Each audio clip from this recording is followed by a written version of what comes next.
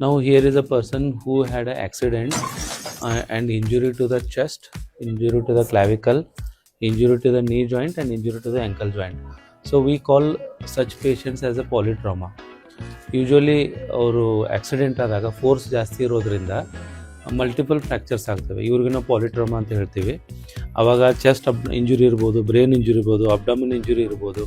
So ಇವರಿಗೆ chest injury ಇದ್ದು, chest ಇಂಜುರಿಯಲ್ಲಿ ಹಿಮೋಥೊರ್ಯಾಕ್ಸ್ ಮತ್ತು ನಿಮೋಥೊರ್ಯಾಕ್ಸ್ ಅಂದರೆ ಒಂದು ಸೈಡ್ ಚೆಸ್ಟಲ್ಲಿ ಬ್ಲಡ್ ಮತ್ತು ಏರ್ ಅಕ್ಯುಮುಲೇಟ್ ಆಗಿಬಿಟ್ಟು ಬ್ರೀದಿಂಗ್ ಡಿಫಿಕಲ್ಟ್ ಆಗಿ ಬಂದಿದ್ರು ಅವರು. ಸೊ ಎಮರ್ಜೆನ್ಸಿ ಆವಾಗ ನಾವು ಅದನ್ನು CT ಸ್ಕ್ಯಾನ್ ಮಾಡಿದ್ಮೇಲೆ ಅವರಿಗೆ ಚೆಸ್ಟಲ್ಲಿ ಟ್ಯೂಬ್ ಹಾಕಿಬಿಟ್ಟು ಏರ್ ಪಾಸ್ ಆಗೋ ಸಲುವಾಗಿ ಮಾಡಿದ್ವಿ. ಆಕ್ಸಿಡೆಂಟ್ ಆದಾಗ ತಲೆ ಪೆಟ್ಟಾಗಿರಲಿ, ಚೆಸ್ಟ್ ಪೆಟ್ಟಾಗಿರಲಿ ಅಥವಾ ಹೊಟ್ಟೆದ ಪೆಟ್ಟಾಗಿರಲಿ, ಅಂಥ ಪೇಷಂಟ್ ನಾವು ಡಿಲೇ ಮಾಡಬಾರ್ದು. ಅವ್ರಿಗೆ ನೀರು ಕೊಡಬಾರ್ದು, ಕುಡಿಯೋಕ್ಕೆ ನೀರು ಕೊಡಬಾರ್ದು.